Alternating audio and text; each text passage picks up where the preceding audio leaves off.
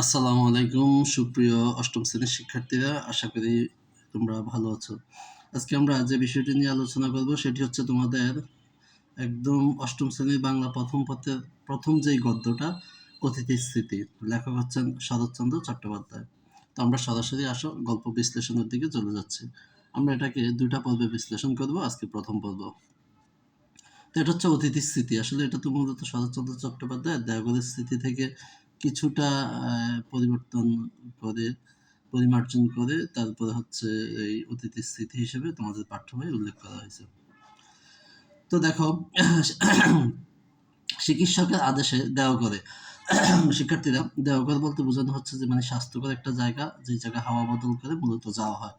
তাদের চিকিৎসকের আদেশে দেওঘরে এসেছিলাম বায়ু পরিবর্তনের জন্য। প্রাচীর ঘেরা বাগানের মধ্যে একটা বড় বাড়িতে থাকি। তাহলে মানে যে জায়গায় থাকে এটা চতুর্পাশে বাগান, অনেক বড় একটা বাড়ি। রাত্রি ৩টে থেকে কাছে কোথাও একজন গলা ভাঙ্গা একঘেয়ে সুরে ভজন শুরু করে।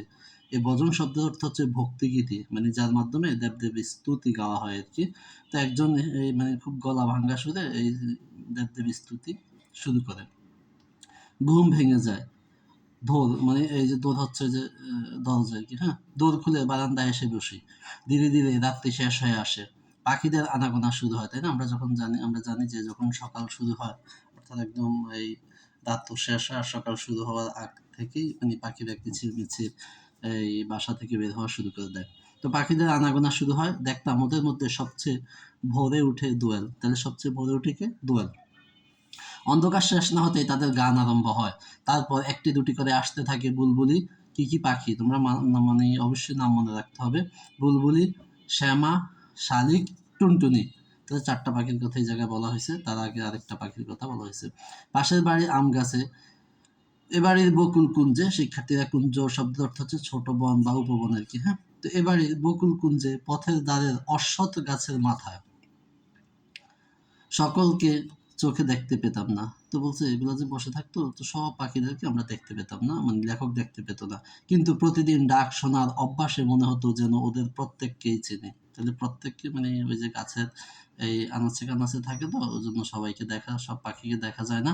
তবে লেখক বলছে যে ডাক শুনে সবাইকে আমি মানে মোটামুটি চিনতে পারি, মনে হয় সবাইকে চিনি। হলদে রঙের এক জোড়া বেনেবৌ। তাহলে বেনেবৌ পাখি কোন রঙের? হলদে রঙের পাখি একটু দেরি করে আসতো, মানে ওরা একদম একটু মানে সবার পরে আসতো আর কি, বা দেরি করে আসতো। প্রাচীরের দ্বারের ইউক্যালিপটাস গাছের সবচেয়ে উঁচু ডালটায় বসে তারা প্রত্যহ হাজিরা হেঁকে যেত। তাইলে ওই যে আমরা জানি যে ইউক্যালিপটাস গাছ এমনি অনেক উঁচু, তাই না? অনেক লম্বা হয় সেগুলা। সেই গাছের আবার উঁচু ডালটা একদম সবচেয়ে উঁচু যে ডালে, সেই ডালে তারা বসে প্রত্যেকদিন, মনে হয় যেন মানে ডেকে যেত, মনে হচ্ছে যেন হাজিরা আমরা যেরকম ইয়েস ম্যাম ইয়েস স্যার বলি এরকম বলা যেত আর কি। তো হঠাৎ কি জানি কেন দুই এই যে হঠাৎ কি জানি কেন দিন ২ এলো না দেখে ব্যস্ত হয়ে উঠলাম। তাইলে মানে ওরা দিন ২ মানে আসতেছে না, এটা দেখে লেখকের খুব খারাপ লাগতে লাগলো, ব্যস্ত হয়ে উঠলো।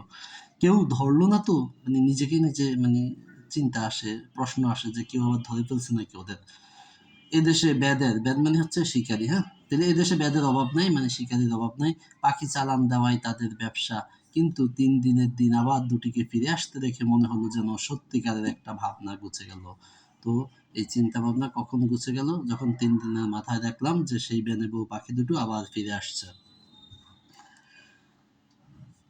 এরপর দেখো, এমনি করে সকাল কাটে। তো সকালে এভাবেই পাখিদের আনাগোনা, কিচিরমিচির শব্দ, ডাক শুনে এভাবেই ওই লেখকের কেটে যায়। বিকালে গেটের বাইরে পথের ধারে এসে বসি। নিজের সামর্থ্য নেই বেড়াবার, যাদের আছে তাদের প্রতি চেয়ে চেয়ে দেখি। তো নিজে যে হাঁটবে, একটু ঘোরাফেরা করবে, ওই ধরনের শক্তি সামর্থ্য নাই। তো সেজন্য বসে বসে মানুষের হাঁটা দেখে। দেখতাম মধ্যবিত্ত গৃহস্থের ঘরে পীড়িতদের মধ্যে মেয়েদের সংখ্যায় ঢের বেশি। ঢের মানে অনেক বেশি, প্রচুর বেশি। তো বলছে যারা হাঁটার জন্য আসে তারা তো অসুস্থ। তো এদের ভিতর আসলে মধ্যবিত্ত পরিবারের মেয়েদের সংখ্যাটা একটু বেশি। একটু না, অনেক বেশি, ঢের বেশি বলছে। প্রথমেই যেত প্রথমেই যেত পা ফুলু। ফুলু অল্প বয়সী একদল মেয়ে। তাহলে প্রথমেই যেত পা ফুলু অল্প বয়সী একদল মেয়ে, মানে যাদের পাটা হচ্ছে ফুলা থাকে আর কি, পায়ের পাতা। বুঝতাম এরা বেরিবেরির আসামি, মানে বেরিবেরি রোগের রোগী আর কি। আচ্ছা। পোলা পায়ের লজ্জা ঢাকতে বেচারাদের কত না যত্ন। তার মানে হচ্ছে এই যে পাটা ফুলা দেখতে কেমন একটু নিজেদের কাছে লজ্জা লাগতো, তো মানুষ যদি দেখে ফেলে, তো সেই জন্য যাতে মানুষ না দেখে বিভিন্ন ধরনের কলা কৌশল তারা করতো। যেমন দেখো, মোজা পরার দিন নয়, গরম পড়ছে, তাহলে গরমকালে তো নর্মালি মোজা পড়ে না, তবু দেখি কারো পায়ে আর্ট করে মোজা পরা, আর্ট করে মানে একদম শক্ত করে মোজা পরা আছে, হ্যাঁ, যাতে কেউ না দেখে তাদের পাটা।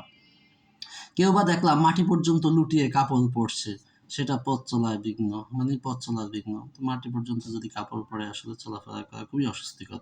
তারপরে তাদের সেই পা ফুলা যাতে মানুষ দেখতে না পায় সেজন্য এটা করে। তবুও কৌতূহলী লোকচক্ষু থেকে তারা বিকৃতিটা আড়াল রাখতে চায়। আর সবচেয়ে দুঃখ হতো আমার একটি দরিদ্র ঘরের মেয়েকে দেখে। তাইলে এসবের মাঝে একটা আরো বেশি কষ্ট হইতো একটা দরিদ্র ঘরের মেয়েকে দেখে। সে একলা যেত, সঙ্গে আত্মীয় স্বজন নেই। তো মেয়েটা একলাই যেত, তার আত্মীয় স্বজন নেই, শুধু ৩টে ছোট ছোট ছেলে মেয়ে। তার মানে ওই দারিদ্র মেয়ের মহিলার ৩টা ছেলে মেয়ে, তাই না? আচ্ছা, বয়স বোধ করি ২৪-২৫, আর মেয়েটার বয়স তো খুব কম, তাই না? কিন্তু দেহ যেমন শীর্ণ, মুখ তেমনি পাণ্ডুর। পাণ্ডুর মানে হচ্ছে প্যাকাশে, একদম হলদুটে ভাব, মানে হচ্ছে শরীরে রক্ত না থাকলে যে অবস্থাটা সৃষ্টি হয় সেটাই মূলত পাণ্ডুর বোঝায়। তো দেহ এমনি চিকন, তার উপর মনে হয় আবার জন্য রক্ত টক্ত নাই, কোথাও যেন এতটুকু রক্ত নেই, শক্তি নেই নিজের দেহটাকে টানবা। তবু সবচেয়ে ছোট ছেলেটি তার কোলে, মানে নিজেই হাঁটতে পারে না, তারপরে ছোট্ট শিশুকে তার কোলে নিয়ে রাখছে, সে তো আর হাঁটতে পারে না, তার মানে বাধ্য হয়ে ছোট্ট ওই যে ছেলেটা আছে ওইটাকে কোলে নিতে হয়েছে, কারণ সে তো আর হাঁটতে পারে না।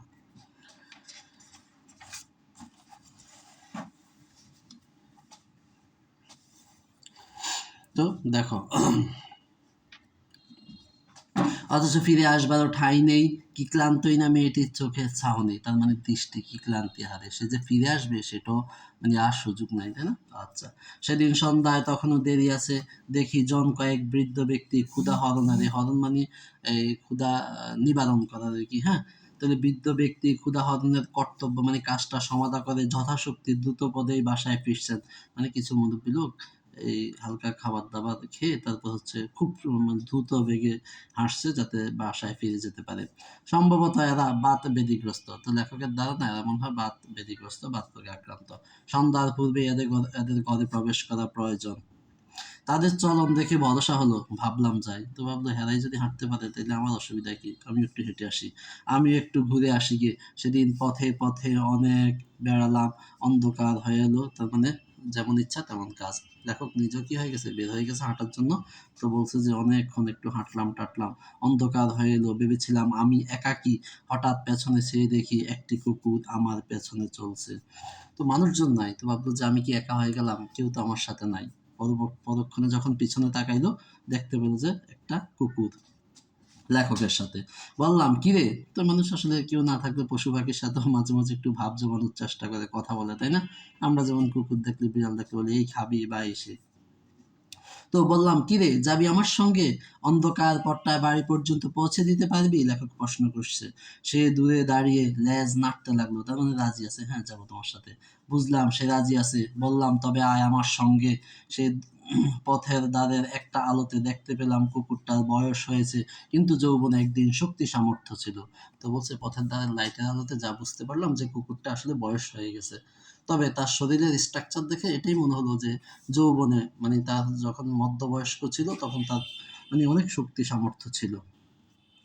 তাকে অনেক কিছু প্রশ্ন করতে করতে বাড়ির সম্মুখে এসে পৌঁছলাম। তাহলে পথে আস্তে আস্তে তারা এটা ওটা জিজ্ঞেস করলাম, গেট খুলে দিয়ে ডাকলাম, ভেতরে আয়, আজ তুই আমার অতিথি। তাহলে দেখছো এই জায়গায় অতিথি শব্দটা চলে আসছে, তাই না?